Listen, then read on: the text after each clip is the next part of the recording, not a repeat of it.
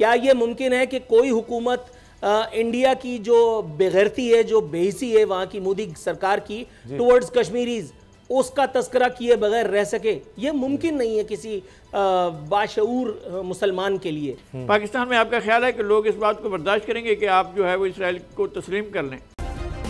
Subscribe करें और bell दबाएं ताकि कोई खबर रह न जाए। हाल ही में मीडिया में कुछ गुफ्तगू इस तरह से होना शुरू हुई, बहसों मुबाहिसा हो गया कि जी इसराइल एक वफ्द गया पाकिस्तानियों का, तस्वीर भी सामने आई, टेलीविजन पर प्रोग्राम भी होने शुरू हुए। लेकिन बात अचानक फिर ज़्यादा बढ़ गई जब इसराइल के सदर ने कहा कि पाकिस्तानी वफ्द का इसराइल आना, हमसे मुलाकात करना, ये बहुत अच्छी तब्दीली है। अब इसके बाद ये हुआ कि और ज़्यादा आवाज़ें उठी कि जी क्यों ये वफ्द गया, इसको क्या सरकारी सरपरस्ती हासिल थी, नहीं हासिल थी, और हुकूमत को भी फिर एक्शन लेना पड़ा और सरकारी टीवी पर काम करने वाले एक एंकर को हटा दिया गया। अब क्या ये सिर्फ यहीं तक था कि एक एनजीओ है, क्योंकि हुकूमत का कहना है कि जी एनजीओ है, ये बाहर के नेशनल पाकिस्तानी हैं, लेकिन एक पाकिस्तानी था जिसकी वजह से उसको हटा दिया गया।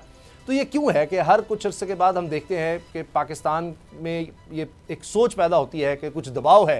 इमरान खान साहब के दौर में भी ये हुआ था और हमने देखा कई ममालिक ने, कई अरब ममालिक ने इसराइल को तस्लीम भी किया। यूएई की मिसाल है। अब ऐसे ममालिक जिनसे पाकिस्तान को कर्ज लेना पड़ता है, अभी कहा यह जाता है कि अगर इसराइल से ताल्लुकात कायम कर लिए जाएँ तो हम पर भारत का दबाव भी कम हो जाएगा, और जिस तरह से हमने देखा है कि जनाब मईशत बेहतर होने लग जाती है ममालिक की जो इसराइल को तस्लीम करते हैं, तो पाकिस्तान को भी कर लेना चाहिए।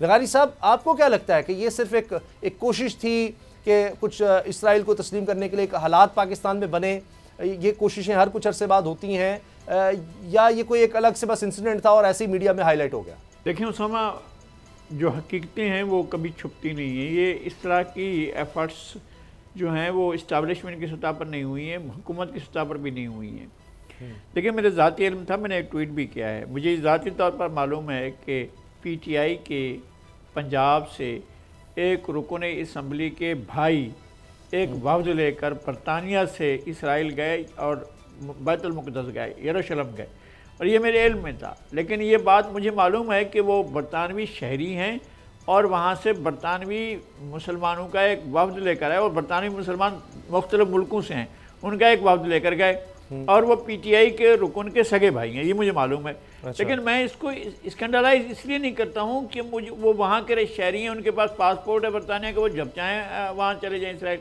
उनका हुकूमत के साथ या पीटीआई के साथ अगर मैं जोड़ना चाहूँ तो फिर ज़ाहिर है मैं पूरा ड्रामा बना दूँ, तो ड्रामा बनाया नहीं जा सकता है और होता भी नहीं है। इसी तरह का ये भी कोई ड्रामा नहीं था जिसको बार बार दोहराया जा रहा है कि जी हुकूमत ने भेजा वफ्द। ऐसी मेरा ख्याल है कि ऐसी कोई चीज़ मौजूद नहीं है। हाँ, एक दफ़ा हुआ था, ये एफर्ट हुई थी जनरल परवेज़ मुशर्रफ के दौर में, जब हामिद मीर ने भी इंकशाफ किया था कि जी वो खुर्शीद महमूद कसूरी की मुलाकात हुई थी और ये बात सामने आई थी। लेकिन वो बात भी इस तरह नहीं थी कि इसराइल को तस्लीम किया जा रहा था। हो सकता है कि सरेराह मुलाकात हो गई, हो सकता है कहीं वो चाय पी रहे हों और उनके साथ मुलाकात हो गई हो, इस तरह की चीज़ें होती हैं। पाकिस्तान में आपका ख्याल है कि लोग इस बात को बर्दाश्त करेंगे कि आप जो है वो इसराइल को तस्लीम कर लें?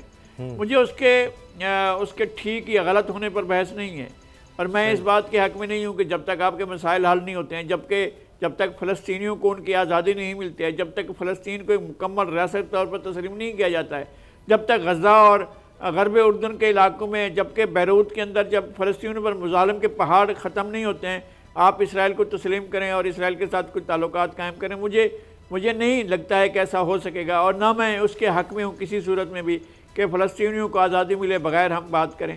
तो ये इस तरह की बातें उड़ाई जाती हैं, पॉइंट स्कोरिंग की जाती है, जो गलत बात है। जब पीटीआई के खिलाफ हो रही तब भी गलत थी, जो अब हो रही वो भी गलत है। अच्छा, मैं इसको ठीक नहीं तस्लीम। लेकिन लगारी साहब, वो पॉइंट ऑफ व्यू दिया जाता है कुछ लोगों की तरफ से कि जी देखें, फ़लस्तीन के लिए पाकिस्तान काम करता है, इतना अर्ज़ उसके लिए पाकिस्तान को बहुत से दबाव का भी सामना होता है, कश्मीर के लिए बता के, लेकिन वो ममालिक कश्मीर के लिए इतना नहीं बोलते जो हमसाए हैं फ़लस्तीन के, वो जाकर इसराइल से ताल्लुकात भी कायम कर रहे हैं, सब कुछ कर रहे हैं।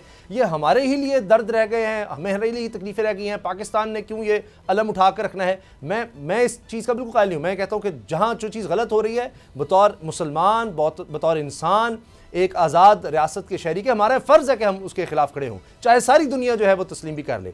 मगर ये दबाव तो आते हैं नूर आरफीन, और कायद-ए-आज़म रहमतुल्लाह के कौल बड़ा मशहूर है कि जनाब हम ये मगरिब के नाजायज़ बच्चों को तस्लीम नहीं कर सकते, लेकिन ये दबाव पाकिस्तान पर आते रहते हैं और पाकिस्तान की हिम्मत है कि बर्दाश्त करता है, वरना शायद पाकिस्तान के लिए बहुत सी चीज़ें बहुत आसान हो जाए। अगर हम कुछ चले तस्लीम करना तो बहुत आगे की बात है, सिर्फ इतना ही पाकिस्तान कर लेकर चलें जी, कुछ किसी सतह के कोई ताल्लुकात डेवलप कर लिए जाए। देखिए जिस एंकर के बारे में आप बात कर रहे हैं, आप उस एंकर से बुला करके ये सवाल नहीं पूछ सकते, मैं नहीं पूछ सकता, हमें इजाज़त नहीं मिलेगी।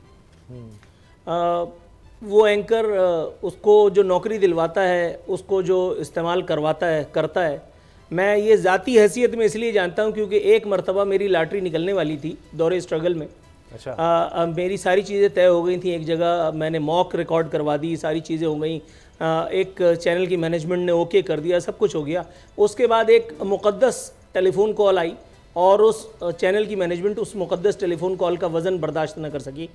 1300 सीसी गाड़ी का जो वो ख्वाब था वो मेरी आंख में ही पार्क हो गया और इन मौसूफ को जो है वो नौकरी वहाँ मिल गई। अच्छा। उई अल्लाह करके ये वहाँ जा कर के बैठ गए और उसके बाद जो प्रोपेगेंडा इन्होंने शुरू किया, जाहिर है कि जो नौकरी दिलवाएगा फिर वो आपसे काम भी तो लेगा, फिर इन्होंने काम करना शुरू किया।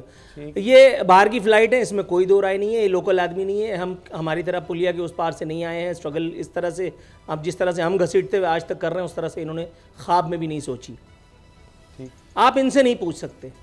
चलिए, हर दफ़ा इसी तरह का कोई आदमी क्यों इस्तेमाल होता है? खुर्शीद महमूद कसूरी इंडिविजुअल कैपेसिटी में उसकी ज़रूरत थी कि जाकर के मुशर्रफ के दौर में उठ करके और मुसाफा कर लेता किसी इसराइली से।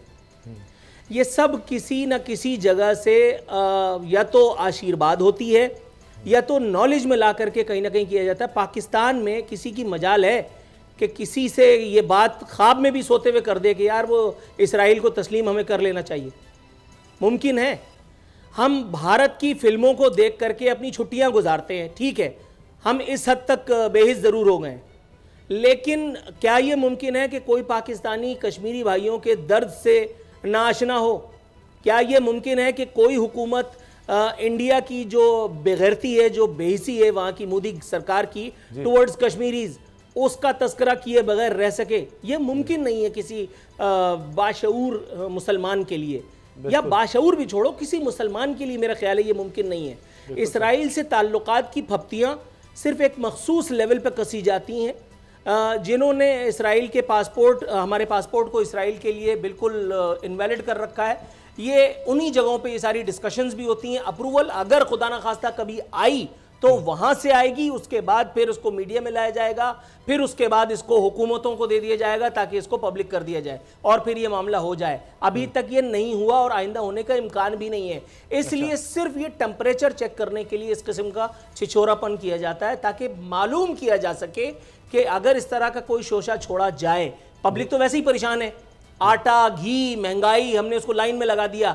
अब हम ये देखें कि हम ये सब कर सकते हैं। कश्मीर वाला मामला तो ठंडा हो गया, वो 370 आर्टिकल वाला मामला, वो सब तो चलो हो गया था तहपाड़। अब इस तरफ दूसरा चीज़ कर रहे हैं। ये इतना आसान नहीं है, ये इतना छोटा मामला नहीं है, लेकिन दूसरी तरफ at the very same time ये इस किस्म की जो करंट चेक करने की कोशिशें होती हैं, ये भी निचले दर्जे पे नहीं होती हैं, ये भी कहीं और होती हैं। मुझे ब्रेक का कहा जा रहा है, ब्रेक के बाद हम बात करेंगे एक भारी में कि जिस तरह लगारी साहब वो कहानियाँ लेकर आते हैं, वो खबरें लेकर आते हैं जो हमें आम तौर पर मीडिया में डिस्कस होती नज़र नहीं आती हैं। हर पाकिस्तानी की जान कीमती है, पाकिस्तानी को अगवा होता है लेकिन किसी को खबर ही नहीं, कोई उस बारे में नोटिस उस तरह से क्यों नहीं लेता, इसी वाले से बात होगी ब्रेक के बाद।